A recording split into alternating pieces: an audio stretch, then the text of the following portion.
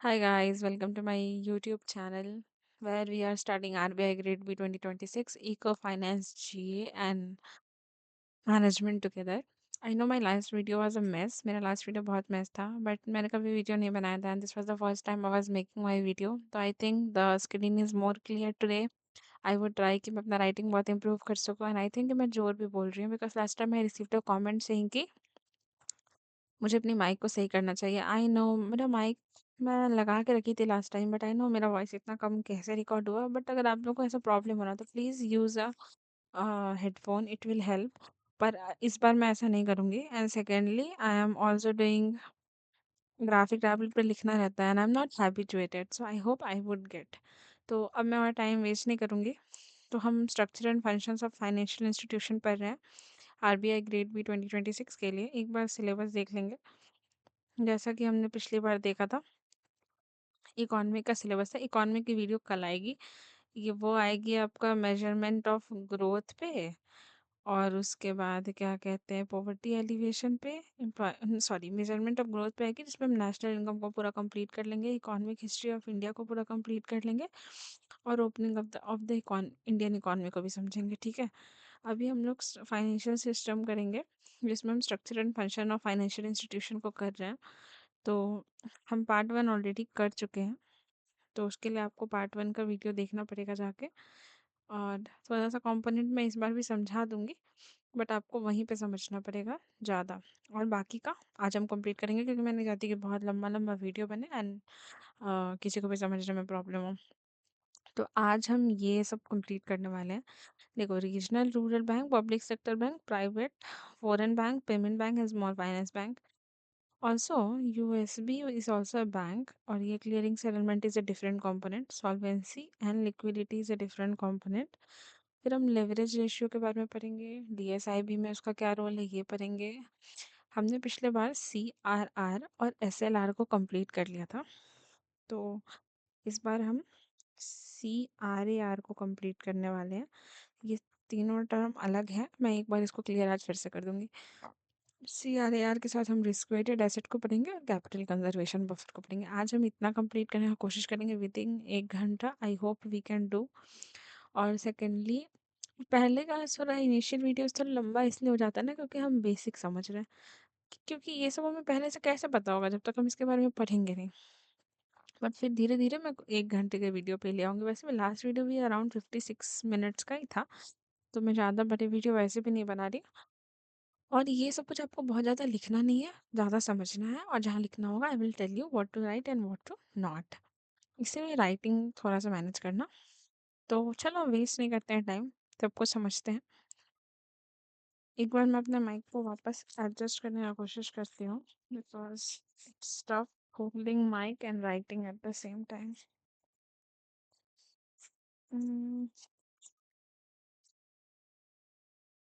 Okay fine, I hope it's not.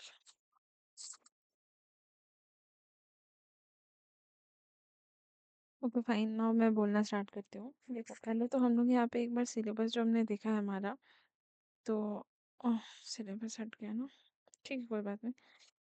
तो हमने देखा है कि स्ट्रक्चर एंड फाइनेंशियल सिस्टम के बाद हमें आरबीआई पढ़ना है। ठीक है, तो हम पहले अभी आरबीआई को नहीं पढ़ेंगे, पहले हम बैंकिंग सिस्टम को समझ लेते हैं और तब हमें समझ में आएगा कि बैंक से आरबीआई अलग ऐसा क्या कर रहा है। ठीक है, तो एक बात तो हम जानते हैं कि सॉरी अगर आवाज़ अभी डिस्टर्ब रहा होगा तो RBI is a central bank so I don't think that there is anything to explain in that. उसके बाद हम अपने अगर अपने बैंक्स के बारे में समझेंगे तो बैंक्स को लिटरली दो पार्ट में डिवाइड कर दिया गया है। एक तो शेड्यूल्ड बैंक और एक नॉन शेड्यूल्ड बैंक। ठीक है, ये अभी लिखने का कोई ज़रूरत नहीं है, बस सुनिए और समझिए और अपने हैंड राइट अपने मतलब राइटिंग में लिखना, अपने सोच के हिसाब से लिखना। तो देखो, शेड्यूल्ड में क्या होता है और नॉन शेड्यूल्ड में, ये शेड्यूल्ड एक्ट है हमारा एक पार्लियामेंट्री, उसमें ये इंक्लूडेड है इसलिए इसको शेड्यूल बोलते हैं और ये इंक्लूडेड नहीं है। बस इतनी सी ही बात है, nothing else, nothing extra to think. तो हमारा कितना तरह का बैंक है? Scheduled, commercial bank, scheduled cooperative bank, फिर कुछ स्पेशल बैंक्स हैं जिसको हम एपेक्स बैंक भी कहते हैं। सीधा सीधा बोलूँगी, जैसे नाबार्ड हो गया, एग्जीम हो गया, एनएचबी हो गया। If you have never heard about this तो अभी हम ये भी पढ़ेंगे, नो नीड टू वरी। और पेमेंट बैंक्स, ठीक है। तो इन सब चीज़ों को अभी हम कंप्लीट करेंगे। पर देखो, बैंक को समझना है तो हमको बैंक के कंपोनेंट्स को समझना पड़ेगा, राइट। अभी पिछले बार हमने पढ़ा था कि बैंक एनडीटीएल के कंपोनेंट से चलता है, यानी कि net demand plus time liabilities. ठीक है, ये क्या है क्या नहीं ये आपको अच्छे से पता है। अगर नहीं पता है तो आप पुराना वीडियो देखिए, इसका पार्ट है, आप समझ जाएंगे। कि मैं बार बार अभी बताऊंगी तो कितना कंफ्यूजन हो जाएगा ना, मेरा वीडियो बहुत लंबा हो जाएगा। तो नेट डिमांड और टाइम लायबिलिटीज के हिसाब से बैंक चल रहा था। पर हमें पता था कि ये बैंक का टोटल यूज करने वाला पैसा नहीं है, क्योंकि इसमें से डिपॉजिट विथ अदर बैंक जाता है। उसके अंदर क्या आता है, क्लियरिंग एंड सेटलमेंट। मैंने पिछली बार क्लियरिंग एंड सेटलमेंट को पढ़ाया था, पर ना आज मैं बहुत बेटर एग्जांपल्स के साथ आई हूँ, वो भी मैं क्लियर करूँगी। ठीक है, डिपॉजिट विद अदर बैंक। तो इसका एग्जांपल क्या था कि अगर हमारे पास 8,000 करोड़ है और इसमें से हमने 2,000 करोड़ किसी दूसरे बैंक को दे दिया, जिसको क्या बोलते हैं, इंटर बैंक लोन। ये भी पिछली बार बताया था। अगर नहीं याद है तो कोई बात नहीं, बाद में पढ़ते पढ़ते याद होता है, एक बार में नहीं याद होता है, इसमें कोई बड़ी बात नहीं है। ठीक है, 1 मिनट रुक जाना गाइस। हाँ, तो इंटर बैंक लोन तो बैंक ने दे दिया। अभी अगर 8,000 में से मैंने 2,000 दे दिया तो मेरे पास 6,000 बच जाएगा, 6,000 करोड़। लेकिन क्या ये पूरा यूज कर सकते हैं? नहीं कर सकते, क्योंकि तो मेरे पास 100 रुपया है, कोई मेरे से 100 मांगेगा तो मैं 50 रखूंगी, 50 दे दूंगी, क्योंकि मेरी भी इमरजेंसी हो सकती है, राइट। तो बैंक भी वही करता है। अगर बैंक के पास 6,000 है और अगर इसको हम 100% समझ लेते हैं, जितना भी पैसा टोटल है वो 100% है, इसमें से बैंक को 21% सेव करना होता है और बाकी का 79% बैंक यूज कर सकता है। ये कोई एग्जाम्पल नहीं है, ये टोटल ऐसा ही होता है। ये एग्जाम्पल है कि बैंक के पास अगर 6,000 करोड़ है, बट हम जितना भी पैसा बैंक के पास है उसको 100% ही कंसीडर करेंगे, और बाकी 21% और 79% का इक्वल रेशियो है। 79% यूज करने वाला मनी है, इसको हम पढ़ेंगे भी। 21% में हमने पढ़ा था CRR और SLR होता है, राइट। तो CRR क्या होता है आपको आई होप याद है, इसको बोलते हैं कैश रिजर्व रेशियो। और ये कितना होता है, और SLR होता है, इसको बोलते हैं स्टैचुअरी लिक्विडिटी रेशियो।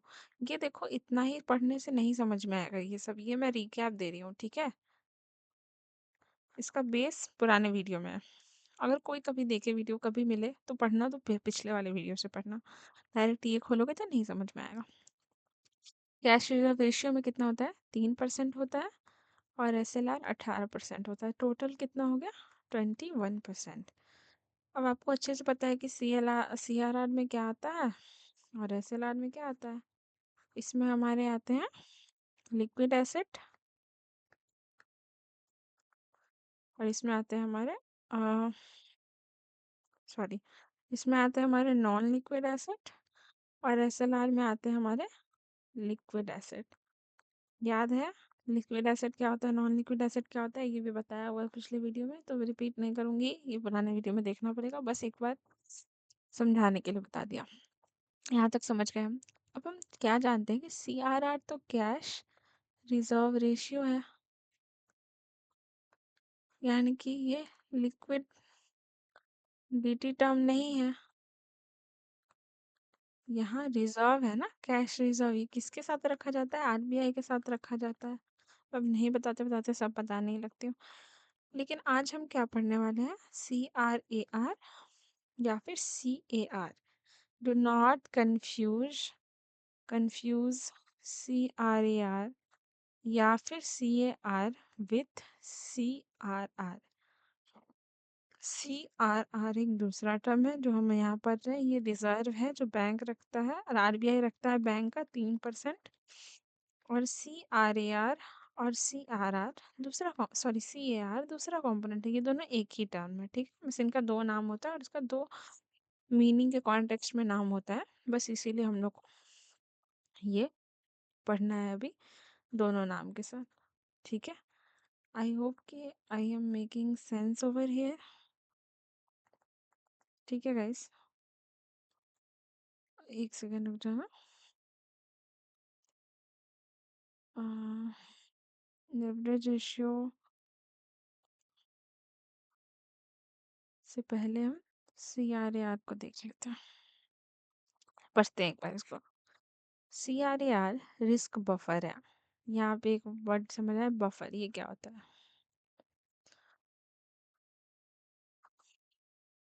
सी आर ए,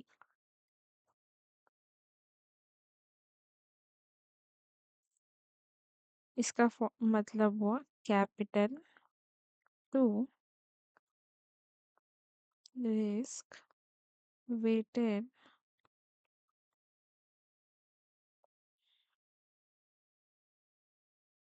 एसेट रेशियो, ठीक है, ये लिखने वाली चीज़ है। ये सी आर ए आर का फुल फॉर्म है।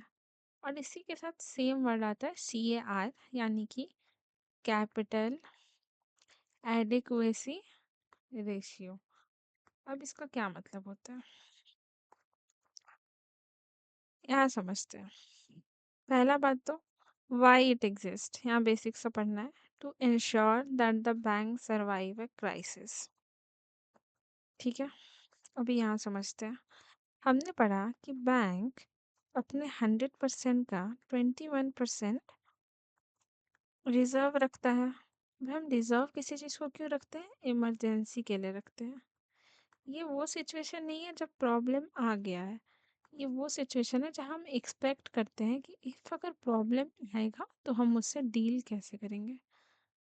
पर कभी कभी ऐसा होता है, आपने फ्रेंड को 100 रुपए दिए, अपने 50 रुपए आपसे उसने मांगे, आपने 50 दिए, 50 रख लिए, और सडनली उसके बाद आपको खुद 100 का काम आ गया।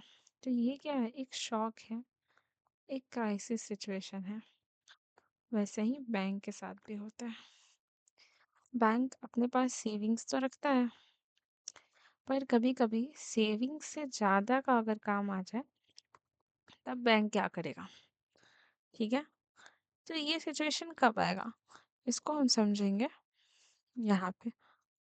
पहले हम इस सिचुएशन को समझेंगे तब हमें समझ में आएगा। अगर हम एक बार में समझेंगे तो हमको कुछ भी नहीं समझ में आएगा, यही चीज़ गलत हो जाता है, जिसके बाद हम बाद में किसी भी तरह के टर्म को नहीं समझ पाते।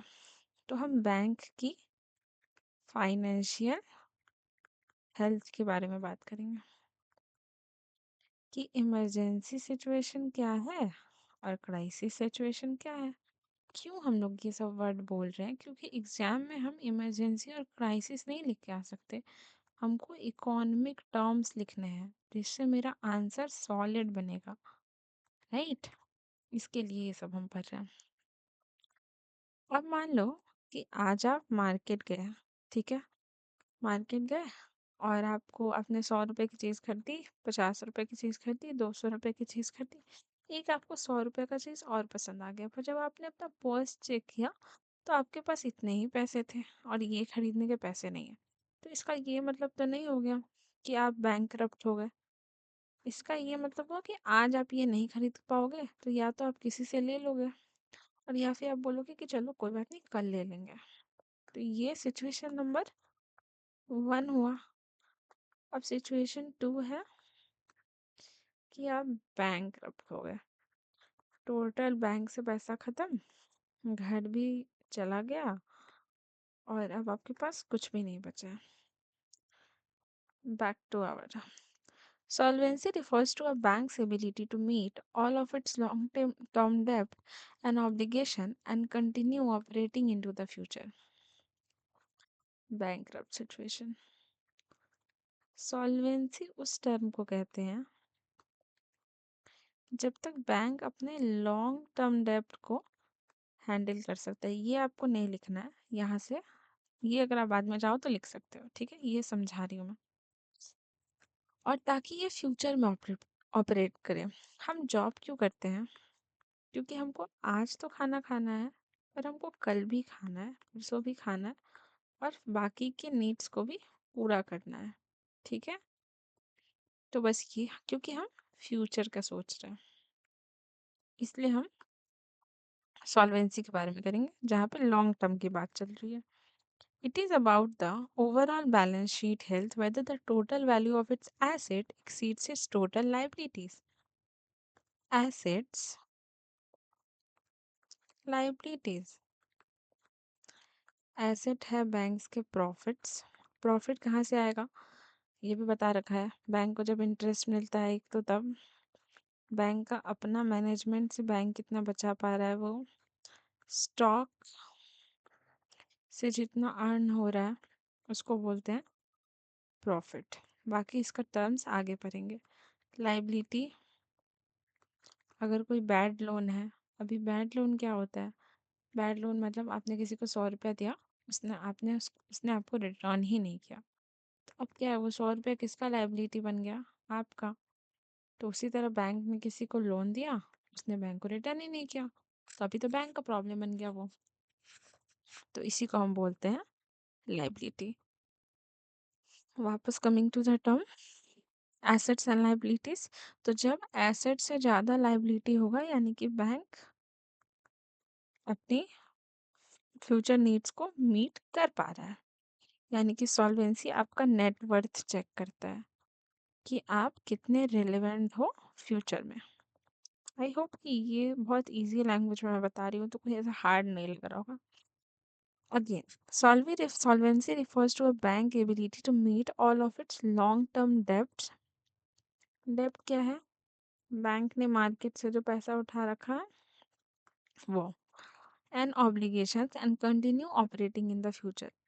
हम आज तो खाएंगे, पर हम अगले 1 महीना का खर्च भी मेंटेन कर सकें, ये है सॉल्वेंसी।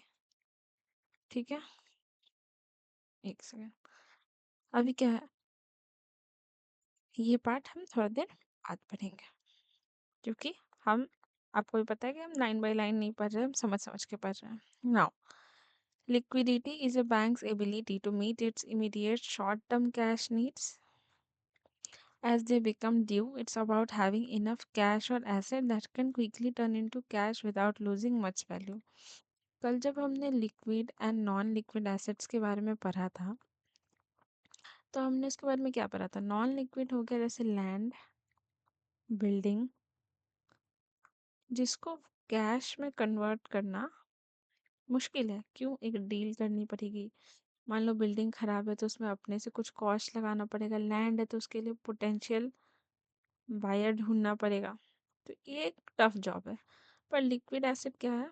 जैसे कि गोल्ड, तुरंत गए बैंक में लेके, बैंक ने देखा कि अच्छा हाँ 10 के वर्थ गोल्ड है, तो उन्होंने आपको 10 के का कैश इन हैंड दे दिया उसी टाइम पे। ठीक है? अभी liquidity the cash flow check short term survival. अब मान लो कि हमने पढ़ा था कल डिमांड डिपॉजिट के बारे में। I won't explain, I am again telling you, just watch the video, you will get every single thing. 3 part में इसीलिए वीडियो बनाया है, ताकि एक दिन में कुछ भी भारी ना हो। तो हमने पढ़ा था कि हमारा सेविंग्स अकाउंट चल रहा है वहाँ पे, हमारा करेंट अकाउंट चल रहा है वहाँ पे। तो सेविंग्स अकाउंट, करेंट अकाउंट क्या हो रहा है? डेली पैसे लिए जा रहे हैं। हमने फिर क्या पढ़ा था, ये आप मुझे बताओगे अगर आपको याद है तो। अगर कोई वीडियो देख रहा है तो प्लीज़ बताना, मुझे अच्छा लगेगा कि मेरे से पढ़ाया हुआ समझ में आया किसी को। तो सेविंग अकाउंट और करेंट अकाउंट में क्या हो रहा है कि डेली पैसों का ट्रांजैक्शन हो रहा है। तो इसको मीट करने के लिए हमको क्या चाहिए? Cash flow. और इस रेगुलर कैश फ्लो को हम क्या बोलते हैं? लिक्विडिटी। बैंक की लिक्विडिटी कितनी स्ट्रांग है, ये रेगुलर कैश फ्लो से पता चलता है। और बैंक का नेटवर्थ कितना है, यानी कि बैंक कितना स्ट्रांग है फ्यूचर के लिए, ये उसकी सॉल्वेंसी से पता चलता है। Am I clear now? अब बैंक कैसे हम समझ लेंगे how it works. A bank takes in short term deposit and gives out long term loans. क्यों हम शॉर्ट टर्म डिपॉजिट को लाइबिलिटीज बोल रहे हैं एंड लॉन्ग टर्म लोन को एसेट? ठीक है, समझते हैं।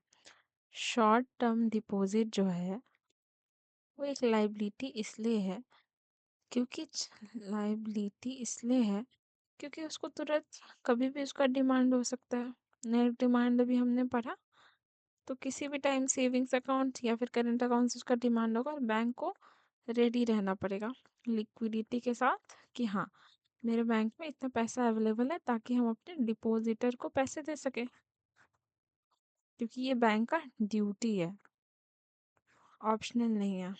अभी लॉन्ग टर्म में क्या प्रॉब्लम है, सॉरी लॉन्ग टर्म क्यों एक एसेट है। आज बैंक के पास 1,000 रुपये नहीं है क्योंकि 1,000 करोड़ नहीं है क्योंकि उन्होंने आपको लोन दे दिया है। बट लोन हम किस टर्म पे देते हैं, कल हमने पढ़ा था लोन का 2 पार्ट, वो मुझे आप बताना अगर आपने देखा तो। अगर नहीं देखा तो जाके देख लो। तो लोन का पता है कि इंटरेस्ट आएगा, कल बताया था ना कि 100 रुपया दोगे तो उसमें 5 रुपया इंटरेस्ट आएगा, तो बैंक को 105 मिलेगा।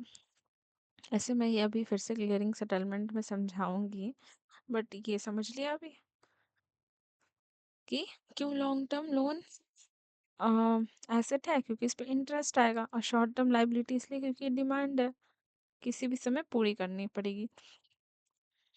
तो फिर से समझेंगे, लिक्विडिटी मैनेजमेंट बस इंश्योर करता है कि बैंक के पास इनफ डेली कैश है on hand to give people their money back when they request withdrawals. Withdrawal क्या है, जब हम पैसे को मांगते हैं तो, ठीक है। I am sorry.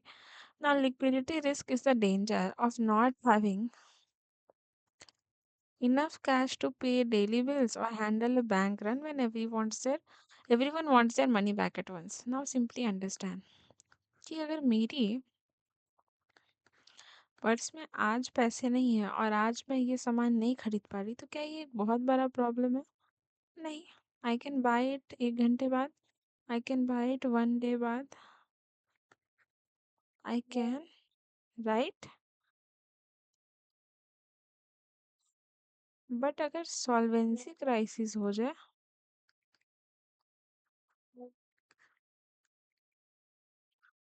Solvency crisis हो जाए तो बैंक क्या करेगा?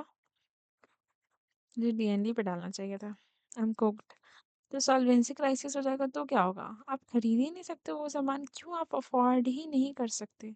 तो अगर लिक्विडिटी क्राइसिस होगा मेरे साथ, लिक्विडिटी आज कम है, कैश फ्लो कम है, please focus on what the words I am using, यही वर्ड्स आपको भी यूज करना है, इससे मैं बार बार बोल रही हूँ ताकि याद हो जाए।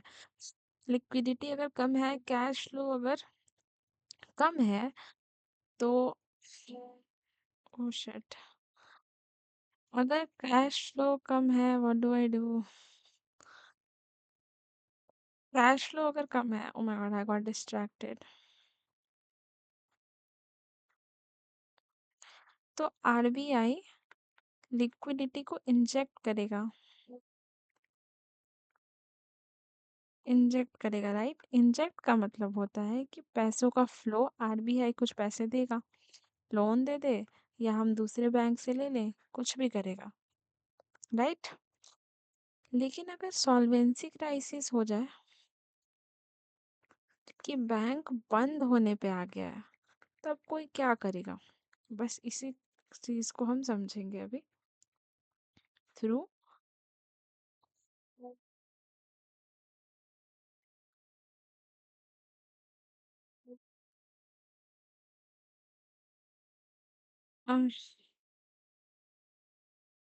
Okay, fine, we have to deal with it for a moment. Just give me time. मैं अपने फ़ोन से एक बार लॉग आउट करके देखती हूँ if I can do.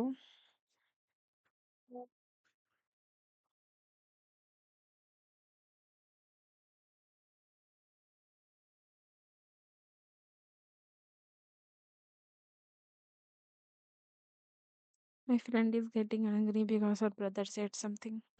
Let's ignore for now. So हमने ये चीज़ समझ लिया। तो इस पार्ट में अपने अभी क्या हमने समझा कि क्या सॉल्वेंसी और लिक्विडिटी कैसे काम करता है। Why is not my pen working, guys? Did something happen?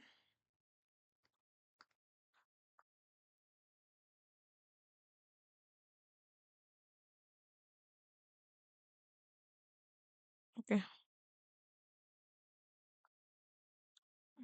मैं कितना भी कोशिश करूँ कि कुछ गलत ना हो, कुछ ना कुछ गलत हो ही जाना। ठीक है। तो अभी हम समझेंगे कि अब CAR वर्क कैसे करता है। CRAR यानी कि हमने अभी क्या पढ़ा है, सॉल्वेंसी क्राइसिस पढ़ा है, और अब हम समझने जा रहे हैं कि सॉल्वेंसी क्राइसिस की सिचुएशन है, what a bank is going to do. So capital to risk weighted asset ratio, ये भी मैं बोल रही हूँ बार बार ताकि याद हो, इसका ऐसा कोई नहीं कि तुम्हें बार बार लिखना है। ठीक है। कॉम अब हम समझते हैं कि ये जो CER है या फिर CRAR है, नॉट CRR, ये 3 कंपोनेंट में डिवाइडेड है।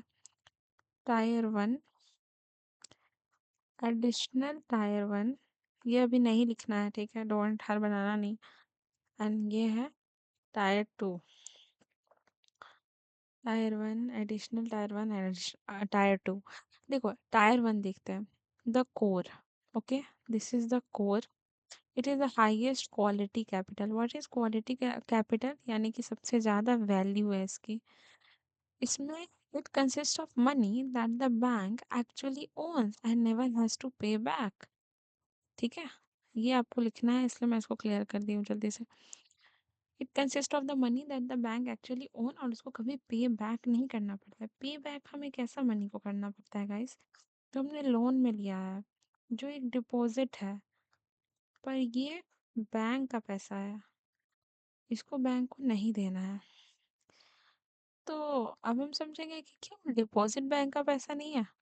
नहीं, डिपॉजिट बैंक का वो पैसा है जो बैंक को रिटर्न करना है। बैंक ओज you that money. Fine. Loan is the money, अगर बैंक ने कहीं से लोन लिया है तो बैंक को वो रिटर्न करना है। तो फिर बैंक का पैसा क्या है। अब हम टायर 1 को समझेंगे। मैं न्यू पेज लेती हूँ। अब यहाँ आपको लिखना होगा, जैसे जैसे मैं लिखूंगी आप भी लिखोगे, समझने के बाद, अभी नहीं लिखोगे। टायर 1 अब 2 पार्ट से बना है। ठीक है। Again writing issue. ठीक है, एक second. Till now you guys know that my writing is bad. इसमें आता है, ये हम टायर 1 पढ़ रहे हैं।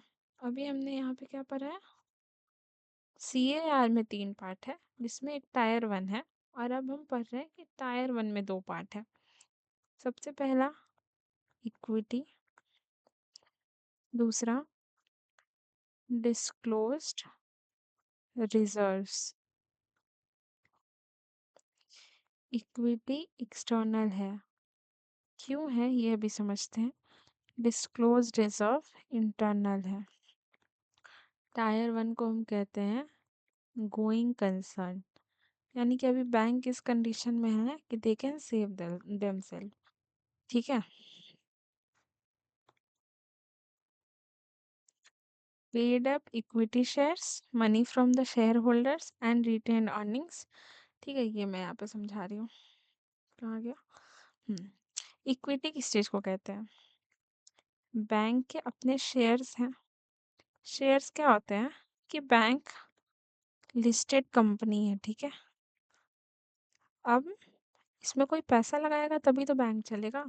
तो मान लो कि एक ओनर ने लगाया, एक गवर्नमेंट ने में भी लगाया, ये किसी और प्राइवेट बंदे ने लगाया, प्राइवेट बंदे ने लगाया, ये टोटल मिला के कंपनी की क्या बनी, इक्विटी। इक्विटी वर्ड किस चीज के लिए यूज किया जाता है, ओनरशिप के लिए। ये बैंक में आपकी कितनी इक्विटी है, यानी कि आपकी कितनी ओनरशिप है। पर इकोनॉमिक लैंग्वेज में हम ओनरशिप नहीं बोलेंगे, हम बोलेंगे इक्विटी। तो पहला कंपोनेंट हो गया इक्विटी। और अब हम इंटरनल डिस्क्लोज रिजर्व्स लिखेंगे। तो इसमें क्या होता है, अब मान लो कि बैंक ने स्टॉक बेचे या शेयर्स बेचे, अब मान लो बेचे भी नहीं, नॉर्मल, ये तो लिस्टेड कंपनी है, इसके स्टॉक्स बढ़ते हैं तो प्रॉफिट होता है, स्टॉक्स घटते हैं लॉस होता है। तो बैंक को मिले प्रॉफिट। अब बैंक ने बता दिया कि देखो ओनर्स को कि अरे भैया इतना तो हमारा प्रॉफिट है, पर अभी हम तुमको नहीं देंगे, ये पैसा हम अपने सेविंग्स में रखेंगे। ठीक है, इसलिए हम इसको बोलते हैं इंटरनल, क्योंकि बैंक ने रख लिया। डिस्क्लोज्ड, क्योंकि बैंक ने बता दिया, पर ये अपने पास रखा उसने सेविंग्स लिए, इसलिए सेविंग्स क्या है, रिजर्व्स। इक्विटी क्या है, ओनरशिप। और ये एक एक्सटर्नल कंपोनेंट है, क्यों, क्योंकि बैंक ने दे दिया। और जब बैंक प्रॉफिट, अब प्रॉफिट ही देगा ना बैंक, लॉस होगा तो किसी को दे ही नहीं पाएगा। इस प्रॉफिट को हम बोलते हैं डिविडेंड। Do you understand? अब आप मेरे साथ साथ जल्दी जल्दी लिखोगे। टायर वन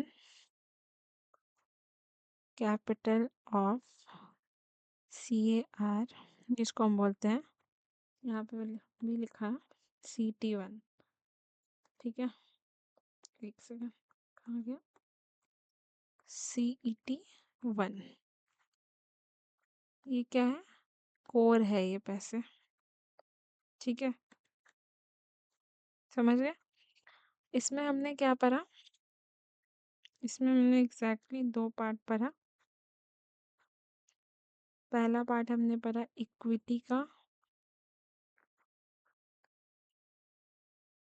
दूसरा पार्ट पढ़ा हमने डिस्क्लोज्ड रिजर्व्स का। ये क्या है, equity, E for external, and reserves, reserves का ही मतलब होता है इंटरनल। इक्विटी में स्टॉक्स का, ठीक है, प्रॉफिट हुआ। ये प्रॉफिट किसको मिला, ओनर्स को मिला। ये जो प्रॉफिट मिला डायरेक्ट, इसको बोलते हैं डिविडेंड। और ये जो ओनर्स के पास है बैंक में, उसको बोलते हैं इक्विटी, यानी कि ओनरशिप। क्लियर? इंटरनल में क्या आ गया, बैंक को प्रॉफिट हुआ, बैंक ने कहा नो डिविडेंड्स। डिविडेंड्स आप समझ चुके हैं अभी तक, जो पैसे दे दिए जाते हैं, बैंक ने यहाँ नहीं दिए। ठीक है, ये पास्ट के भी हो सकती है अर्निंग, करंट की भी हो सकती है। ये बैंक की अपनी सेविंग्स है। तो ये हो गया हमारा टायर वन कैपिटल, ये प्लस ये होता है tier one capital. Got it?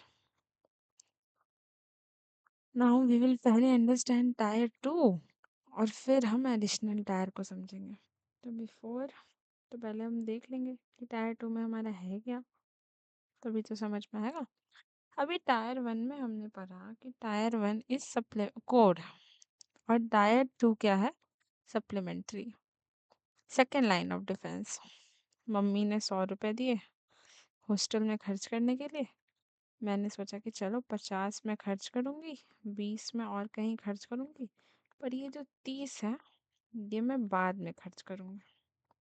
अब ये भी नहीं समझना है, 50 में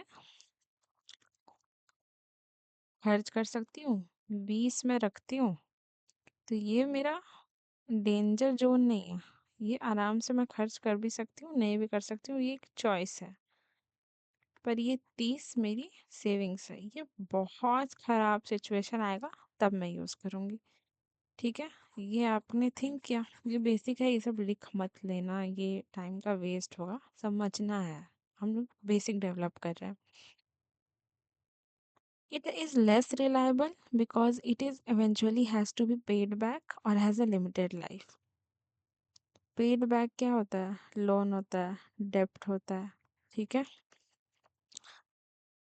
it includes general provision, money set aside for future bad loans, revaluation reserve, the increase in value of bank buildings, subordinated debts, loans the bank took that it only pays back after everyone else. Let's understand the सबसे पहले तो इसको supplementary बोलते हैं। यहाँ मैं दोबारा नहीं लिखने वाली, इसको यहीं पे समझ लेना, अभी लिख लूँगी तब समझना। इसको हम बोलते हैं गॉन कंसर्न। अभी हमने इससे पहले क्या पढ़ा था, गोइंग कंसर्न। गोइंग का मतलब हो गया जो चल रहा है, चलाया जा सकता है। गॉन मतलब कि अब तो नहीं चलाया जा सकता है। ठीक है, ये बहुत बेसिक बस समझाने के लिए था। तो इसको बोलते हैं गॉन कंसर्न। अब इसमें भी दो चीज़ें होती हैं। ये टायर टू की दो चीज़ें हैं, वो टायर वन की चीज़ें थी, और टायर टू खुद ही CAR का दूसरा कंपोनेंट है। अब इसमें आता है सबऑर्डिनेटेड डेब्ट, और आता है रीवैल्यूएशन रिजर्व्स। समझते हैं। कंपनी में या बैंक में कस्टमर का क्या काम होता है? डिपॉजिट करने का। पर क्या सिर्फ इतना ही काम है? नहीं, बैंक का तो और भी काम है। ये तो कस्टमर का काम है, पर बैंक का और क्या क्या कंपोनेंट है? तो बैंक के अपने इन्वेस्टर होते हैं जो बैंक में इन्वेस्टमेंट करते हैं। अब इन्वेस्टर भी तो अलग अलग तरीके के होते होंगे। अब एक इन्वेस्टर ऐसा है जो एक बार में बहुत लार्ज सम डोनेट करता है। डोनेट नहीं करता है, मतलब देता है। उसको मिलते हैं बहुत ही लार्ज इंटरेस्ट। दूसरे होते हैं बैंक के खुद के ओनर्स, जिनका सेल्फ मनी बैंक में लगा होता है। इनको क्या बोलते हैं? अभी पढ़ा था हमने, इक्विटी होल्डर्स। ठीक है। तीसरा जो कैटेगरी होता है, ये बैंक में मंथली इन्वेस्टमेंट करता है। I swear my writing is way bad, I am done with it. तो बैंक में करता है मंथली इन्वेस्टमेंट।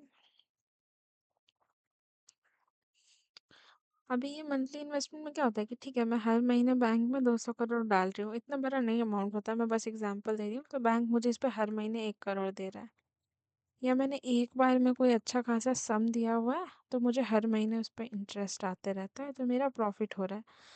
अब इसका हायरार्की किस हिसाब से बना हुआ है कि सबसे कम इंटरेस्ट, लोएस्ट इंटरेस्ट किसको मिलता है? डिपॉजिटर को, यानी कि हम और आप, कस्टमर्स। मिडिल लेवल पे इंटरेस्ट किसको मिलता है? उसको जो मंथली इंटरेस्ट ले रहा है। ओनर्स को जो मिलता है वो तो डिविडेंड है ही। तो ओनर्स तो लॉस भी बियर करते हैं और प्रॉफिट भी बियर करते हैं, पर इन लोगों को प्रॉफिट का ही सम मिल रहा है। और एक थर्ड कैटेगरी है जो एक बार में बहुत ज़्यादा पैसा देती है, एक्सेसिव अमाउंट, और इसको सबसे ज़्यादा एक्सेसिव इंटरेस्ट भी मिलता है। पर इसके बारे में भी हम समझेंगे। पर अभी हम तीन कैटेगरी मिल गए, तो सबसे कम इसको मिलता है, उसके बाद इसको मिलता है, और सबसे ज़्यादा इसको मिलता है, और ये लॉस और प्रॉफिट दोनों बेयर करता है। नाउ कमिंग बैक, तो जिसको मंथली बेसिस पे या एक बोलते हैं मिडिल लेवल पे इंटरेस्ट मिल रहा है, उसको बोलते हैं सबऑर्डिनेटेड डेब्ट होल्डर। ये होल्डर की कहानी मैंने समझाई, ऐसे इसको सबऑर्डिनेटेड डेब्ट यहाँ हम पढ़ रहे हैं। ठीक है। रिवैल्यूएशन रिजर्व क्या पढ़ा हमने अभी? बैंक्स का बिल्डिंग का वैल्यू। बैंक का अपना कुछ नहीं बचेगा तो एटलास्ट क्या घड़ी बेचते हैं ना हम लोग। तो बस वही बात है। अब बैंक के बिल्डिंग का वैल्यू 100% होगा, लेकिन जब आप सेल कर रहे हो बैंक को, तो आप सिर्फ अपने 45% तक के वैल्यू पे ही अर्निंग कर सकते हो। Am I clear here? So are we understanding what I have said right now? Wait, I want to write, अब बार बार नहीं लिख सकती ना। Capital adequacy ratio. अभी हम ये नहीं समझ रहे हैं कि ये क्या है, हम इसके कंपोनेंट को समझ रहे हैं कि इसके अंदर क्या क्या आता है। इसके अंदर टायर 1 कैपिटल आता है, टायर 2 कैपिटल आता है। अब मैं उतना नहीं लिख रही यहाँ पे। ये है going concern and this one is gone concern. This one is core capital and this one is supplementary. ठीक है, इसके अंदर इक्विटी आ रही है, यानी कि ओनरशिप। इसके अंदर डिस्क्लोज्ड रिजर्व्स आ रहे हैं, यानी कि बता दिया है ये जो डिविडेंड था, पर यहाँ दिया नहीं है, यहाँ दे दिया है। गॉन कंसर्न में सबऑर्डिनेटेड डेब्ट आ रहा है, यानी कि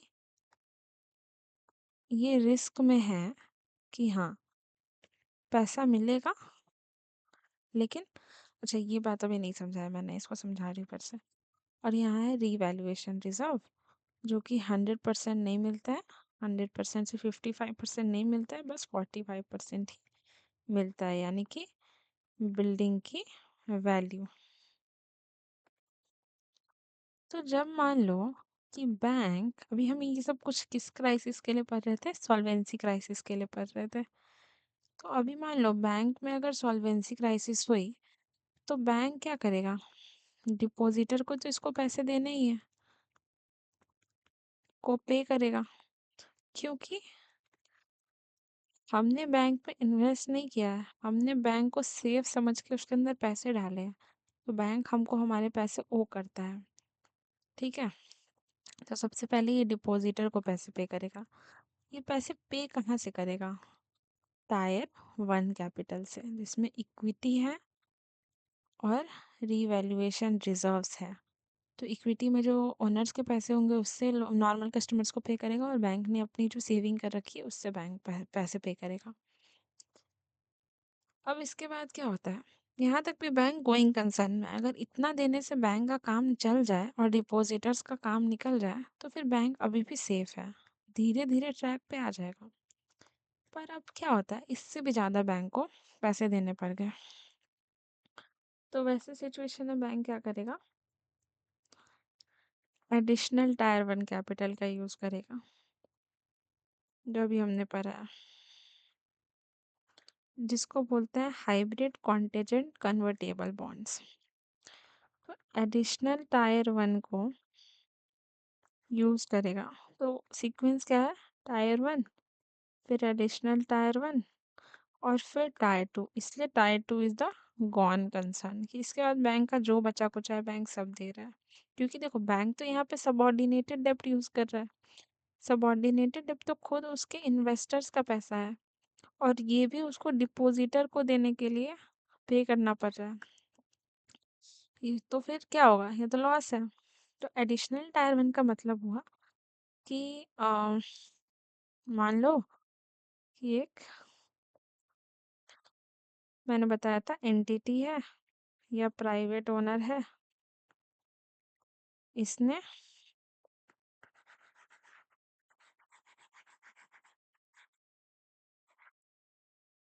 प्राइवेट ओनर ने बैंक में 100 करोड़ जमा करवा के रखे हैं, ये इसके अपने वैल्यू है, और इसको हर महीने इस पे 10 करोड़ मिल रहा है, 10 करोड़ मिल रहा है। I know my numbers are way beyond, पर ये समझने के लिए होता है ताकि क्लियर समझ में आए। पर अब क्या हुआ कि एक सिचुएशन ऐसी आई कि अब बैंक का टायर वन कैपिटल खत्म हो चुका है, अब बैंक को पेमेंट करनी है, तो बैंक क्या करेगा, एडिशनल टायर वन इनके पैसे यूज करेगा। अब ओनर का अगर पैसा यूज हो रहा है इक्विटी में, तो वो वापस धीरे धीरे उसको मिलेगा बनाने पे, जैसे जैसे सेविंग्स आएगी वापस से बैंक में डिस्क्लोज रिजर्व्स आ जाएंगे। लेकिन यहाँ एडिशनल टायर वन के केस में क्या होता है कि इसके पैसे को राइट ऑफ कर दिया जाता है।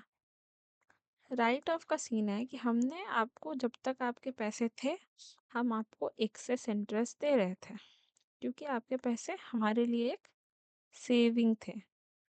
पर जैसे ही हम पे क्राइसिस आई, हमने आपके पैसों को यूज़ कर लिया, और अब ये यूज़ करने के बाद बैंक रिटर्न नहीं करेगा, ये हो गया पैसा ख़त्म, अब कोई इंटरेस्ट नहीं जाएगा, ना बैंक उसको पैसा ही वापस करेगा, तो उसका ना सम उसको प्रिंसिपल वापस नहीं मिलेगा और ना उसको कोई इंटरेस्ट मिलेगा। इस सिचुएशन को बोलते हैं राइट ऑफ। ठीक है। तो CAR का मिडिल कंपोनेंट एडिशनल टायर 1 है, जिसको हम बोलते हैं हाइब्रिड। ये लिखना है, ठीक है। Contingent convertible bond, coco. ये किसी भी रिटेल इन्वेस्टर के लिए नहीं है जो छोटा मोटा इन्वेस्टमेंट करता है, क्योंकि इसमें बहुत लॉस हो भी सकता है, और लॉस बेयर करना सब तो नहीं कर सकता, ठीक है। तो इसीलिए इस पैसे को क्या करते हैं, क्राइसिस के समय यूज़ करते हैं। कब? जब हाँ सॉरी, जब टायर 1 ख़त्म हो जाता है तब। और इस पैसे को राइट ऑफ कर देंगे, अब बैंक उसको कुछ नहीं लौटाएगा, ठीक है। तो लोग ऐसा काम क्यों कर रहा है? हम और तुम तो नहीं करेंगे, क्योंकि हम और तुम कर भी नहीं सकते हैं, हमारे पास इतने पैसे नहीं हैं कि हम लॉस पे या प्रॉफिट पे दे सकें। क्योंकि देखो, जब तक प्रॉफिट हो रहा था बहुत प्रॉफिट हुआ, लेकिन जब लॉस हुआ तो एक बार पैसा ख़त्म। I hope this made sense to you. तो हम ये सब कर समझ क्यों रहे थे? क्योंकि एक सेकंड, हाँ। तो ये हम क्यों समझ रहे थे कि जब सॉल्वेंसी क्राइसिस होगी तो बैंक सबसे पहले टायर 1 का पैसा यूज़ करेगा, यानी कि इक्विटी ओनरशिप का पैसा, और डिस्क्लोज्ड रिजर्व का पैसा। उसके बाद बैंक यूज़ करेगा एडिशनल टायर 1 का पैसा, जिसको राइट ऑफ कर सकता है। पर इन सब से भी बात नहीं बनेगी, तब बैंक आएगा अपने गॉन कंसर्न में, कि अब बस बैंक डिपॉजिट दे के निकलना चाहता है, ये खुद को नहीं बचा सकता, यानी कि ये बैंक करप्ट हो चुका है, क्योंकि इसके पास अब नेट वर्थ ही नहीं बचा। क्यों नहीं बचा नेट वर्थ? क्योंकि एक तो ये सबॉर्डिनेटेड डेब्ट दे दिया, सबॉर्डिनेटेड डेब्ट से इसका टायर 2 बना था और ये वो दे दिया। और तीसरा, रिवैल्यूएशन रिजर्व, ये भी बैंक दे दिया। तो ये देने के बाद अब बैंक के पास तो कुछ नहीं बचा ना, तो इसको हम बोलते हैं सिचुएशन ऑफ बैंकरप्सी, ठीक है, या फिर सॉल्वेंसी क्राइसिस, कि जब हमारा नेटवर्थ ही नहीं बचा है। और तो क्या हमेशा ऐसा होता है? नहीं, ये बहुत रेयर है, ठीक है। अभी देखो, तो हमने CRAR समझ लिया, और यहाँ CAR प्लस SLR जो था 21%। एक सेकंड, ये 21% रिजर्व था, जो बैंक रखता है इमरजेंसी का सोच के। इसका यूज़ ज़्यादातर कब होता है? जब लिक्विडिटी ख़त्म होता है, यानी कि रेगुलर कैश फ्लो। लेकिन इसका यूज़ कब होता है? जब इमरजेंसी आ चुका होता है, सॉल्वेंसी क्राइसिस के टाइम पे। और ये 3 कंपोनेंट से बना होता है, ठीक है। और पहले ये यूज़ होता है, फिर ये यूज़ होता है, फिर ये यूज़ होता है, और ये टोटल मिला के फिर बैंक का कहानी ख़त्म हो जाता है। पर हम तो जान गए कि ऐसा बहुत रेयर होता है। तो जब बैंक में ऐसा सिचुएशन आता है जहाँ पे RBI को लगता है कि bank needs to be saved, ठीक है। ऐसे सिचुएशन में क्या होता है कि जब टायर 1 ही खत्म हुआ होता है, तभी बैंक, RBI बैंक से कहता है, या तो उसके ओनर से अगर प्राइवेट बैंक है तो, और या फिर गवर्नमेंट से अगर पब्लिक बैंक है तो, कि आप लिक्विडिटी इंजेक्ट कीजिए। या तो गवर्नमेंट खुद पैसा देगा, या कोई कंपनी इन्वेस्ट करेगा, या फिर RBI ही उस समय के लिए लोन देगा, ठीक है। I hope you have understood this part. और इस सिचुएशन को हम बोलते हैं प्रॉम्प्ट करेक्टिव एक्शन। ये लिखने वाला पार्ट है, ठीक है। If CAR is getting down, RBI won't wait till it hits zero. So it will ask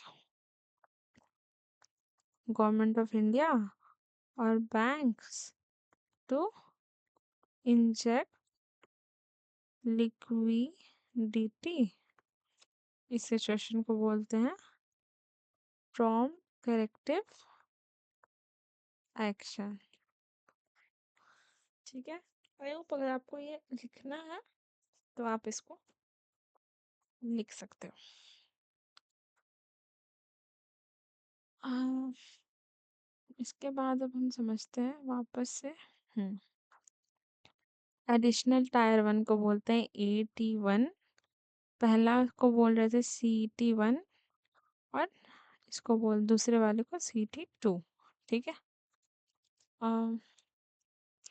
this is tier 1 capital but it is not pure as equity. अब हमें पता है इक्विटी क्या है तो हम इसको पढ़ सकते हैं। Special bond like AT1 bond that have no fixed end date, यानी कि वो बॉन्ड जिसको राइट ऑफ किया जा सकता है उसको हम बोलते हैं AT1 बॉन्ड्स। अब कनेक्ट हो रहा है। If the bank's capital falls too low, these bonds can be written off or converted to equity. Means the bank suddenly has more own money because it no longer owes that debt to bondholders. Bank का capital यानी कि total money जब tyre 1 का, bank का capital क्या है उसका, equity है ना, वो लो हिट कर गया है तो ये रिटर्न ऑफ हो जाएगा। अब हम रिटर्न ऑफ का मतलब जानते हैं, कन्वर्ट हो जाएगा या फिर इक्विटी में, यानी कि बैंक ओनरशिप में। अब बैंक को, बॉन्ड होल्डर्स को कोई भी रीपेमेंट नहीं करनी है।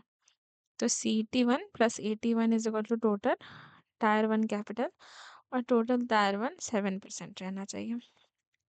टायर 1 को 7% रहना चाहिए और टायर 2 को 2% होना चाहिए।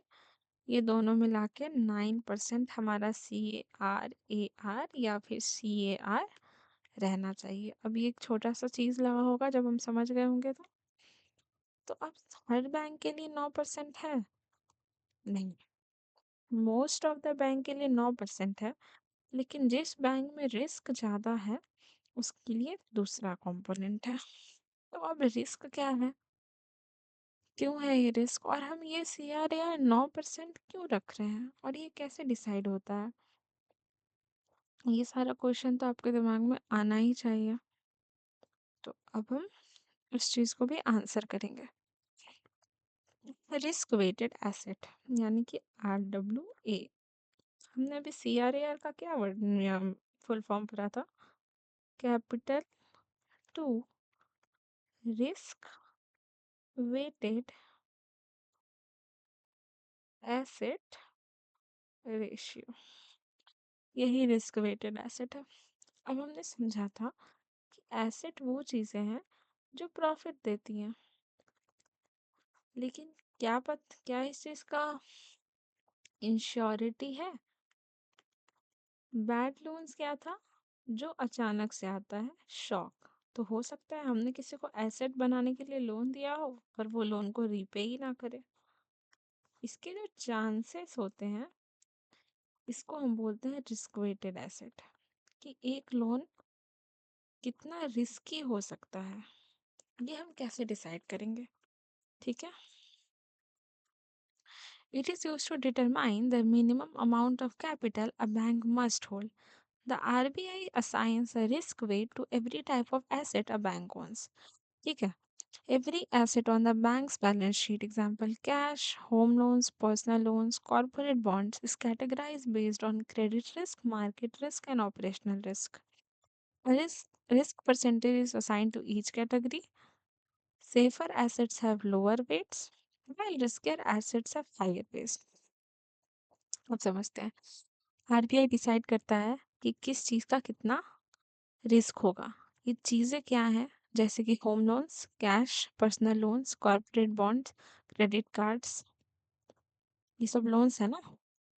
तो किस चीज़ का कितना रिस्क होगा ये डिसाइड करता है आरबीआई। और ये डिसाइड कैसे होता है? उस क्रेडिट के रिस्क पे, मार्केट के रिस्क पे और ऑपरेशनल रिस्क पे। हर रिस्क का अपना एक परसेंटेज कैटेगरी बना हुआ है कि इसका इतना रिस्क है। अब हमको पता करना है कि किस बैंक का कितना रिस्क है।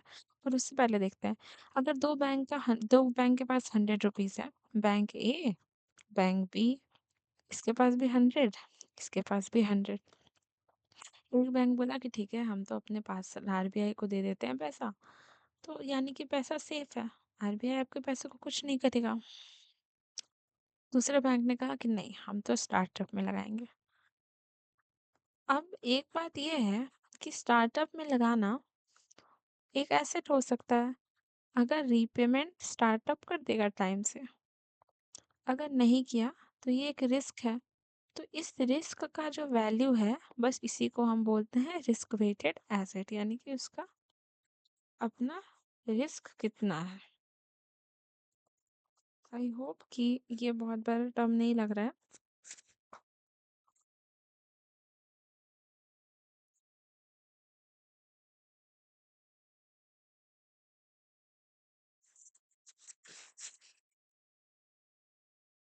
ठीक है, इसको समझने के लिए हम कुछ एग्जांपल्स देख लेते हैं।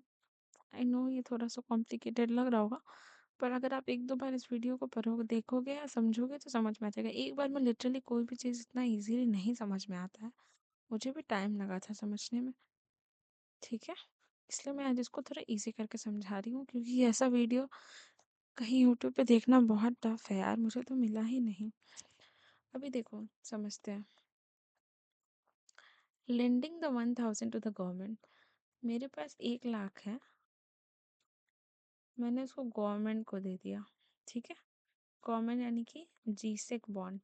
मैंने जीसेक बॉन्ड बहुत अच्छे से फर्स्ट वीडियो में पढ़ाया है, तो I am not gonna explain it here, just learn it from there. I don't think कि ब्लू इतना इजीली मतलब दिख रहा होगा।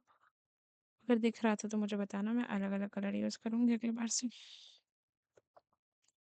तो सिक्योरिटी डिपॉजिट अभी हमने समझा है कि टायर 1 में 7% होता है। एक सेकेंड।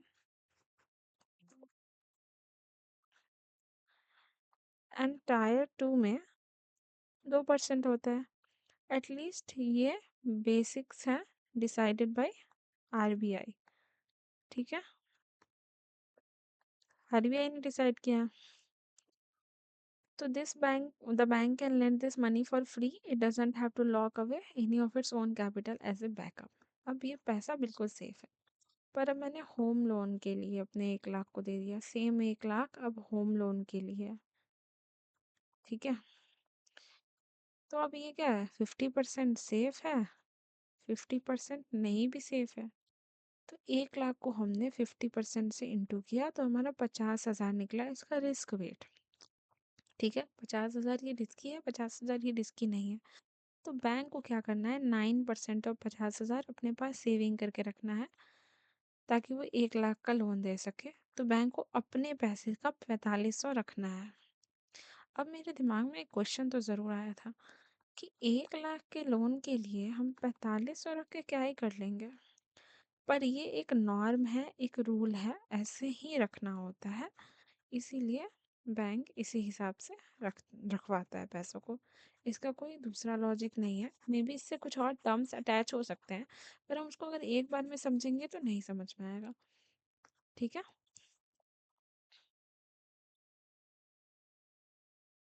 उसके बाद है, ये क्या हुआ, एक सेकंड। अब यही सेम लोन हम क्रेडिट कार्ड पे दे रहे हैं।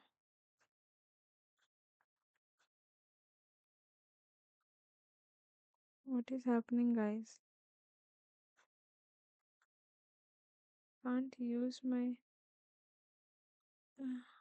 मैं ये यूज क्यों नहीं कर पा रही हूँ, एक सेकंड।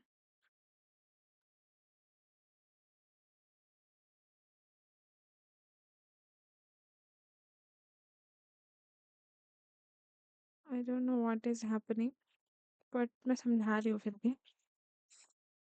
तो अगर 9% जिसके साथ रिस्क अटैच है और मेरा 1 लाख का लोन था, तो क्या होगा कि ये बहुत रिस्की बन गया, तो इस पे 150% का रिस्क है। ठीक है, तो ये 1,50,000 मुझे अलग, मतलब रिस्क वेट है, और इसका 9% मैं रखूंगी, तो मेरे पास कितना, 13,500 मुझे अपने पास रखना है। एग्जैक्टली यही यहाँ पे लिखा हुआ है, you can see this as it is written. ना तो सेम 1 लाख लोन के लिए बैंक को यहाँ 13,500 रखने हैं, यहाँ 4,500, और यहाँ पे कुछ भी नहीं। तो रिस्क वेट किस पे डिपेंड करता है, it's depend on the loan. I know मेरा भी इतना गड़बड़ हुआ है इसकी वजह से कि ये थोड़ा सा कंफ्यूजिंग हो गया होगा, लेकिन फिर मैंने समझाया भी है, तो नहीं भी होना चाहिए। तो अगेन हम रिस्क वेट को समझ लेते हैं। ये एक सामान है, इसका एक रिस्क है, बैंक ने इसके लिए 1 लाख दिया, इस पे 50% का रिस्क हो सकता है, 75% का, 125 का, 150 का, 0% का, 10% का। ये RBI डिसाइड करता है किस चीज़ पे कितना रिस्क होगा। ये चीज़ें क्या हैं, home loan, credit card, G-Sec। ठीक है, अब क्या होगा, इसके अकॉर्डिंग हम देखेंगे कि ठीक है तुम हमसे 1 लाख मांगा, पर तुम्हारे लोन पे 50% का रिस्क है, तो 50% 50 के हो गया, तो इसका 9% बैंक संभाल के रखेगा। अब हमको लगेगा कि बैंक 9% रख के करेगा क्या। ये 9% सिर्फ इसका नहीं है, ये जितने कंपोनेंट है सबका 9% रखेगा बैंक। अलग अलग लोन बैंक दिया, एक ही लोन थोड़ी दे रखा है। तो बैंक डिसाइड कर सकता है कि हमको किस तरह का लोन देना है। अब अगर किसी लोन में रिस्क ज़्यादा और किसी लोन में रिस्क कम, तो उसका अलग अलग नाम भी होगा। हाँ, तो एक होता है लो रिस्क वेट एसेट, और कुछ होता है हाई रिस्क वेट एसेट। तो अब जो है बता रही हूँ वो लिखना है हमको। यहाँ समझ लो कैश है या फंड है या G-Sec है। पहले ही बता रखा है कि इकोनॉमिक्स में कैश को हम फंड फंड बोलेंगे ताकि हमारा हैबिट बने। तो ये होगा 0%। House loans is 35 to 50%। Inter bank loans बता रखा है पिछले वीडियो में, पर फिर भी बता देती हूँ, एक बैंक से दूसरे बैंक में जब हम लोन दे रहे होते हैं तो 20%। कॉरपोरेट बॉन्ड्स पे हो जाता है आपका 100%। आए या ना आए,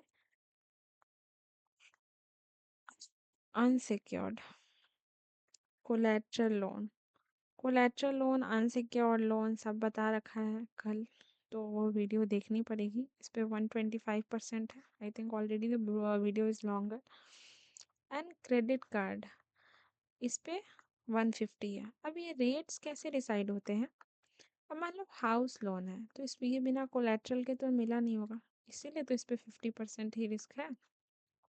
तो मान लो कि अगर बैंक, एक तो बैंक इसका 9% सेव करके रख लिया, प्लस बैंक देखा कि ठीक है अगर ये डूबेगा तो इसका कोलेट्रल रख लेंगे, तो बैंक का कुछ ना कुछ तो प्रॉफिट मैनेज हो ही जाएगा। इंटर बैंक में भी वैसा ही होगा, कॉरपोरेट में भी जैसे जैसे होता जा रहा है बढ़ते जा रहा है। अब कहाँ गया, क्रेडिट कार्ड में 150% का क्यों है, क्योंकि यहाँ पे कोई भी असाइंड नहीं है बैंक को कि वो कैसे अपना लोन वापस लेगा इन केस फ्रॉड हो जाए तो, इसलिए यहाँ रिस्क ज़्यादा है। तो I think risk weighted asset भी समझ में आ गया होगा। Let's go to the first part of our video, जहाँ हमने देखा कि हमने सॉल्वेंसी लिक्विडिटी ख़त्म कर ली, हमने CRAR ख़त्म कर लिया, और अभी हमने रिस्क वेटेड एसेट को ख़त्म कर लिया। ठीक है, लेकिन अभी paid up voting equity capital बाकी है। अब हम समझते हैं, बैंक जब बनता है, हम क्या पढ़ रहे हैं अभी, paid up voting equity capital. अभी हम भारी टर्म्स बाद में पढ़ेंगे, पहले समझेंगे। बैंक बना तो बैंक में मैंने 100 रुपये डाले, मेरे दोस्त ने 100 रुपये डाले, गवर्नमेंट ने 50 रुपये डाले, अब यहाँ से मैंने 3 इन्वेस्टमेंट मंगवाई, ठीक है? ये मिला के मेरा 250, बाकी मिला के मतलब मेरा 750 हो गया, ठीक है? ये जो पैसा है, ये मेरा अपना पैसा है, टोटल मेरा है। ये पैसा जो है, इस पे मुझे क्या देना है, जब प्रॉफिट होगा तो डिविडेंड देना है, ये डिस्ट्रीब्यूट होगा। पर ये जो भी प्रॉफिट होगा वो मेरे पास आएगा, ठीक है? तो जब बैंक स्टार्ट होता है ना, तो गवर्नमेंट कहता है, आरबीआई कहता है कि आपको ये पैसे 250 का 40% 5 साल के लिए अनटच्ड छोड़ देना है, ठीक है? पूरा 250 नहीं, इसका 40%। और फिर धीरे धीरे करके इस 40% को आपको 26% पे लेके आना है। यही है paid up voting equity capital.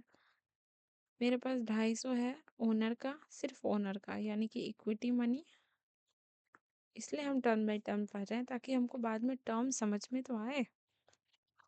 और इसको हम शुरू का 5 साल, 5 साल इज इकोनॉमिक टर्म, तो बिल्कुल 5 ही साल है। और 40% ही हमको रखना है paid up voting equity capital में। ग्रेजुअली इसको हम देंगे। ग्रेजुअली हम क्यों बोल रहे हैं? क्योंकि एक बार में नहीं लाना है। 40, 35, 26 ऐसे लाना है, ठीक है? इस टर्म को एक बार इन डीप समझते हैं, जहाँ से अब हम इसको जोड़ सकें।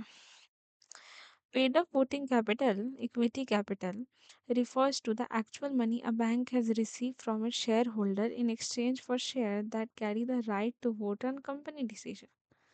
ठीक है?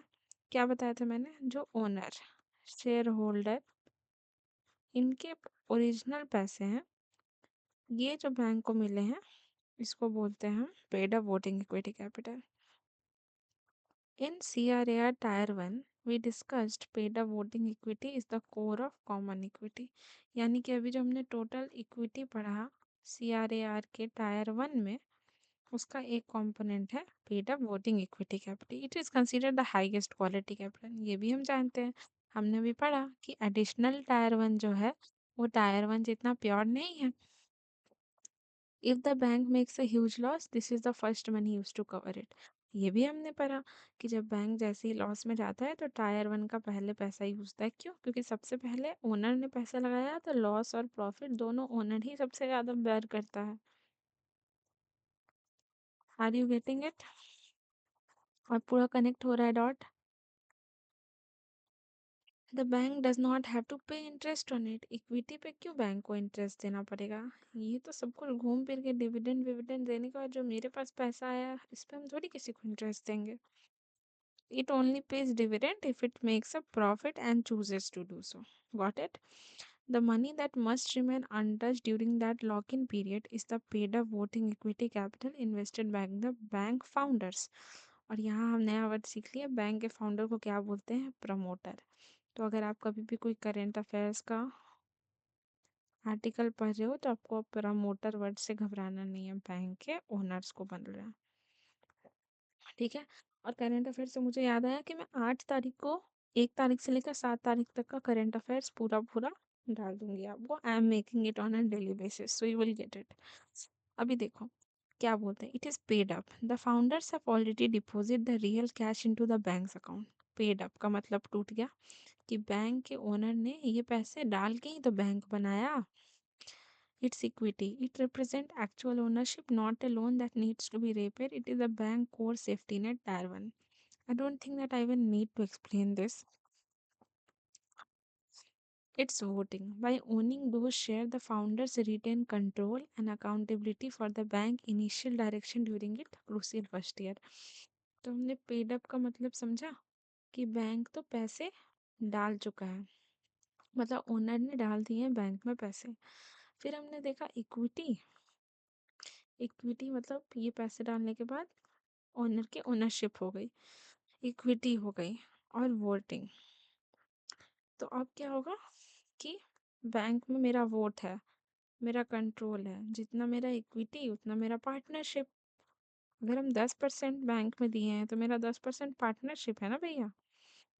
तो ये बात है। तो paid up, voting, equity, capital. Capital तो सम है ही, इससे तो अब आपको याद रखने में इस टर्म को बिल्कुल भी प्रॉब्लम नहीं होगा। अब देखो, जो 26% reduction refers to the final long term cap on how much a single promoter group is allowed to own। ये सब ओन करने वालों को हम प्रमोटर बोलते हैं। तो आज आप 40% रखो, पर हमेशा आप 40% नहीं रखोगे, धीरे धीरे आपको 26% पे आना है। अब आपके दिमाग में आएगा कि क्यों, क्यों नहीं एक बैंक अपना ज़्यादा ही रखेगा? तो नहीं, ऐसा बात नहीं है। ये इसको शेयर्स में ढालता है, 4 जगह से बैंक रख रहा है, तो अभी भी ये बंदा कमा तो रहा है क्योंकि रिटर्न्स आ रहे हैं, लेकिन इसकी अपनी ओनरशिप 26% पे रह गई है। क्यों रह गई है, ये पता होना चाहिए। पहला बात तो, पहला ओरिजिनल हाई शेयर होल्डिंग को 5 साल के लिए लॉक किया जाता है, हमें पता है, और ये है 40%। ग्रेजुअल रिडक्शन क्यों होता है? The promoters are given a timeline 10 से 15 साल to gradually sell their extra share to public via IPO और पब्लिक मार्केट सेल। ये लास्ट का चीज़ है, ये नहीं समझ में आएगा भी तो कोई बात नहीं, एक बार में कुछ नहीं समझ आता, बस इतना पता है कि अभी सेल कर देता है बैंक, ठीक है। फाइनल कैप क्या है कि RBI eventually mandate that no single promoter stake should exceed 26% of total paid up voting equity capital in the long run। तो ऐसा क्यों? Why it is mandatory? पहले तो ये देखते हैं। The untouched money is a regulatory requirement to prevent founders from abandoning the bank early on, while the 26% rule prevents any single entity from having absolute control over a bank, vital public institution। अब मान लो कि क्या हो रहा है कि ये bank इतना 40% जमा करने के लिए क्यों बोल रहा है, वो भी 5 साल के लिए। क्योंकि मान लो कि आज 4 लोगों ने मिलकर पैसा लगाया, अब लगा दिया तुमने 30-30 रुपए करके। अब अचानक से ये बंदा बोलता है कि नहीं, हम तो पूरा पैसा ले लेंगे। ये तीनों क्या हुआ, धोखा हो गया इन लोग के साथ। लेकिन आरबीआई कहता है कि हम ऐसा नहीं होने देंगे, आप सबको अपना अपना पैसा का सम मिला के 40% डालना है। इससे क्या होगा कि सबका ओनरशिप बना रहेगा और कोई किसी को धोखा नहीं देगा। और यहाँ क्या होगा कि जो डिपॉजिटर्स हैं, retail investor and depositor feel secure knowing that the primary decision makers have a substantial amount of their own money locked in। यही बताया मैंने अभी। This stability is crucial for a business based entirely on public confidence। Bank क्या है, पूरा तो public confidence पे चल रहा है ना। डिपॉजिटर का पैसा लगा हुआ है इसलिए तो, सॉरी, प्रमोटर का पैसा लगा हुआ है इसलिए तो डिपॉजिटर भी भरोसा करके लगा रहा है पैसों को। और बैंक का लाइसेंस एक पब्लिक ट्रस्ट है, एक प्राइवेट बिजनेस वेंचर नहीं है। बैंक हर काम प्रॉफिट के लिए नहीं कर सकता है, आपको मैनेज करके चलना पड़ेगा। The promoter would not deemed fit and proper, the RBI would deny the banking license. तो अगर कोई बैंक कह रहा है कि नहीं नहीं हम ये सब रूल नहीं फॉलो करेंगे, तो आरबीआई इसको सीधा बोलेगा तो आपको बैंक बनने का कोई ज़रूरत नहीं है। तो हमने paid up voting equity capital को समझा। आई डोंट थिंक इसमें फिर से कुछ समझाने वाला है। हमने अच्छे से पेड अप, वोटिंग, इक्विटी और कैपिटल के कंपोनेंट को समझा कि क्यों 40% के लिए रखा जाता है, 5 साल के लिए रखा जाता है, ओनर का पैसा रखा जाता है ताकि डिपॉजिटर का भरोसा बना रहे। तो आई थिंक कि ये भी आपको क्लियर हो गया होगा। तो यहाँ पे हमने कैपिटल कंजर्वेशन बफर समझ लिया। अभी देखो हम लेवरेज रेशियो को भी समझ लेंगे। How much a bank can borrow relative to its core capital? It is a crucial safety measure to prevent। पहले अगर ये पढ़ेंगे तो टाइम वेस्ट लगेगा। अभी हमने CRAR पढ़ा है जिसमें बैंक रिस्क वेट के हिसाब से लोन के लिए अपने पास पैसे रखता है, ठीक है। कि हाँ, अगर मैंने 100 रुपया का लोन दिया है तो उसमें मेरा अगर 20 रुपया रिस्क है तो हम 20 का 9% निकाल के अपने पास सेफ में रख लेंगे। तो ये CRAR लोन देने के लिए दिया जा रहा है, टू गिव लोन। अभी हम पढ़ रहे हैं leverage ratio. Leverage ratio is simply about how much bank can borrow, bank कितना पैसा ले सकता है। तो देखो एक सिंपल सा चीज़ है, एक कैप फिक्स है। कैप का मतलब होता है कि एक, आई वुड से कि एक रिस्ट्रिक्शन है कि बैंक को अगर 100 रुपये चाहिए, तो हर 100 रुपये के लिए बैंक के पास 3.5 रुपीज़ अपना होना चाहिए। मान लो कि अगर मेरे पास 100 रुपये हैं, 100 रुपये मुझे लेने हैं किसी से, तो मेरे पास अपना 3 रुपया होगा, तभी हम तुमसे 100 ले सकते हैं। तो 100 हम तुमसे नहीं लेंगे, मेरे पास 3 रहेगा, प्लस हम तुमसे 97 रुपीज़ लेंगे। तो जैसे CRR लोन देने का रिस्क है, लेवरेज रेशियो लोन लेने का रिस्क है कि बैंक जितना मन करे उतना पैसा ना ले ले। तो बैंक के पास, अब ये तो सिंपल था 100 रुपया और 3 रुपया। अब मान लो कि ये कैसे अप्लाई होता है।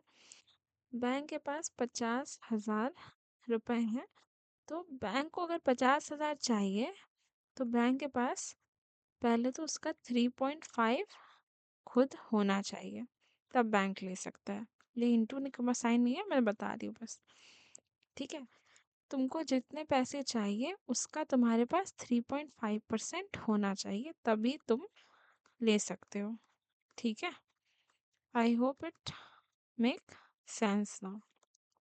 नाउ वी विल रीड ताकि बोर्डिंग ना लगे। So the about how much a bank can borrow relative to its core capital.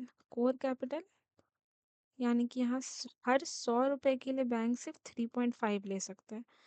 ठीक है, तो अब अगर ये 1000 हो जाएगा, तो फिर क्या होगा कि बैंक 30 पॉइंट समथिंग ले सकता है। फिर ये 10,000 हो जाएगा तो बैंक 300, ये ऐसे करके बढ़ते जाता है।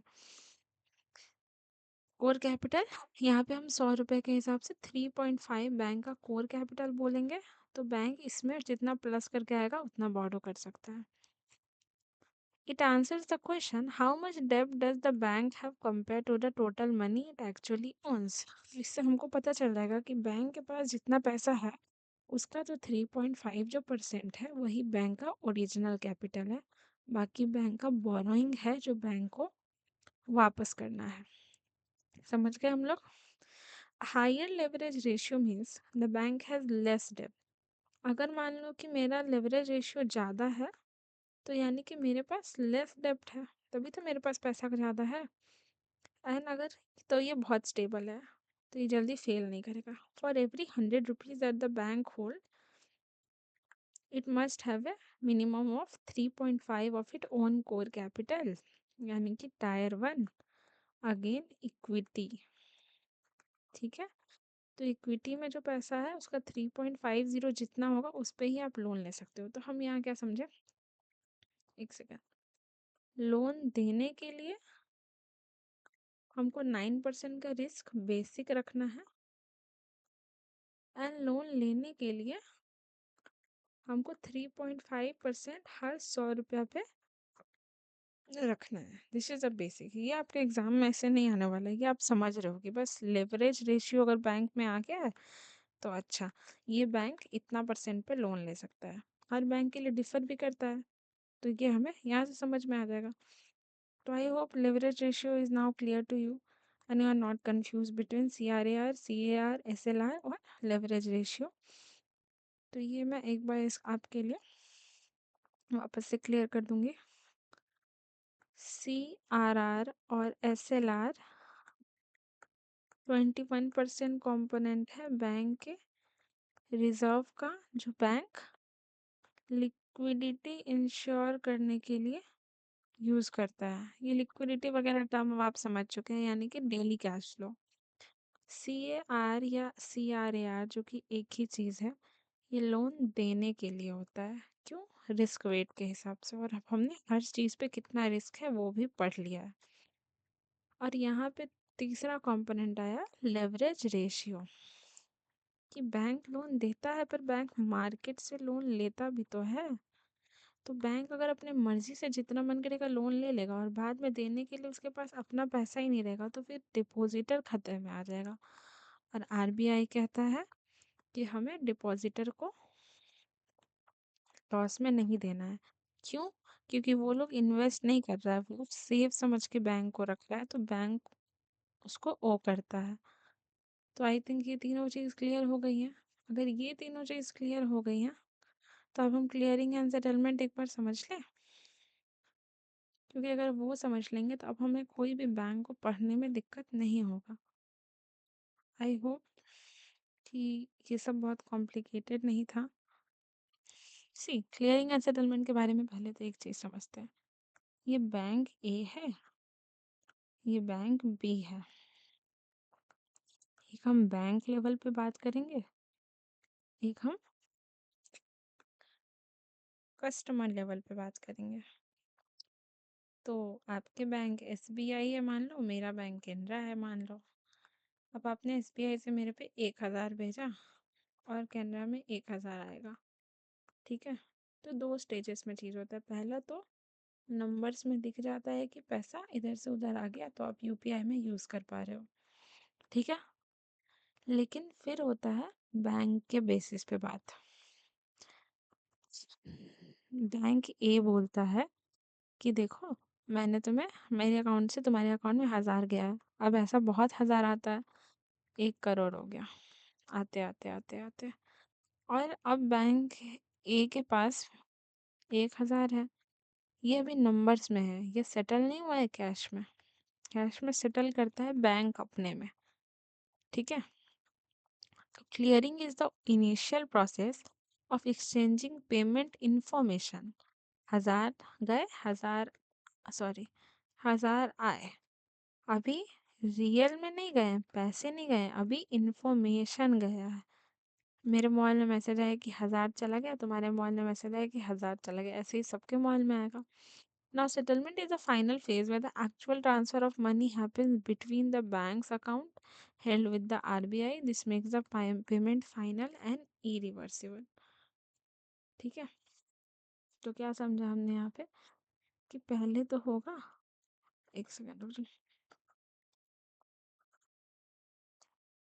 बैंक ए और बैंक बी में डेली बेसिस पे सेटलमेंट हुआ। ये बैंक मान लो कि आज 3000 करोड़ का काम किया, ये बैंक 2000 करोड़ का काम किया। और अब बैंक बोला कि मेरे बैंक से तुम्हारे बैंक में आज 1000 करोड़ गया, और ये बोला कि मेरे बैंक से तुम्हारे बैंक में 500 करोड़ गया। सिर्फ यही थोड़ी दे रहा है, ये भी देगा। अब बैंक बैंक तो दे ही नहीं रहा है, ट्रांजैक्शन तो कस्टमर लेवल पे हो रहा है और इनके पास पैसा जमा हुए जा रहा है। तो अब ये, क्योंकि इसको इसको 500 करोड़ देना है और इसको इसको 1000 करोड़ देना है, तो ये क्या बोला कि चलो 1000 करोड़ और 500 करोड़, यानी कि ओरिजिनल तो 500 करोड़ में सेटल हो जाएगा। क्योंकि देखो, ये इसको 1000 करोड़ दिया, ये इसको 500 करोड़ दिया, तो अब यही इसको 500 करोड़ और देगा ना। ये तो कुछ नहीं देगा क्योंकि ये तो ऑलरेडी 500 इसमें दे चुका है, तो ये इसमें काट के एडजस्ट कर लेगा। तो ये 500 करोड़ बोला कि तुम हमको दो। अब बैंक भी बोला कि अरे यार, आज तो उतना का काम ही नहीं किया, अब इसको 500 करोड़ कहाँ से दे। तो बैंक सी से गया ये पैसा मांगने के लिए, बोला बैंक सी थोड़ा पैसे दे दो। तो बैंक सी ने बोला कितना चाहिए, तो इसने बोला कि 500 करोड़। बैंक सी बोला मेरे पास तो 200 करोड़ है, तो ठीक है दे दो। तो बैंक सी बोला कि हम +1% का इंटरेस्ट लेंगे, हमको कल रिटर्न कर देना। तो बोला ठीक है। अब ये गया दूसरे बैंक के पास, बैंक डी के पास, वहाँ से इसको 300 करोड़ मिल गया। यहाँ भी इसको +2% देना है, ठीक है। तो इस तरह से ये इसको तो रीपे कर दिया बैंक ए को, लेकिन अब इसको यहाँ भी 200 करोड़ +1% देना है। यहाँ इसको 300 करोड़ +2% देना है। यानी कि ये बैंक, अब ये बैंक सी और बैंक डी अब सरप्लस बैंक बन गया। यहाँ सरप्लस का मतलब है प्रॉफिट, तो बैंकिंग टर्म में इसको प्रॉफिट बोलेंगे, और जब हम ट्रांजेक्शनल टर्म में बात कर रहे हैं तो हम एसेट बोलेंगे। यहाँ पे सरप्लस, और ये क्योंकि लॉस में चला गया, सॉरी ये, तो ये हो गया डेफिसिट बैंक, डेफिसिट लॉस का टर्म। और इस तरह से क्लियरिंग एंड सेटलमेंट हुआ। और ये जो ट्रांजैक्शन हुआ बैंक बी और बैंक सी में लोन लेने के लिए, इस टर्म को हम बोलते हैं इंटर बैंक लोन। देखो मेरा राइटिंग भले गंदा है, लेकिन हम मुंह से इतना अच्छा से समझा रहे हैं क्योंकि ये तुम लिख सकते हो, और मेरा मेन चीज़ वही है कि आप अपने लैंग्वेज में लिख पाए, बस यही। तो आई होप आप इस चीज़ में कंफ्यूज नहीं हो रहे, ठीक है।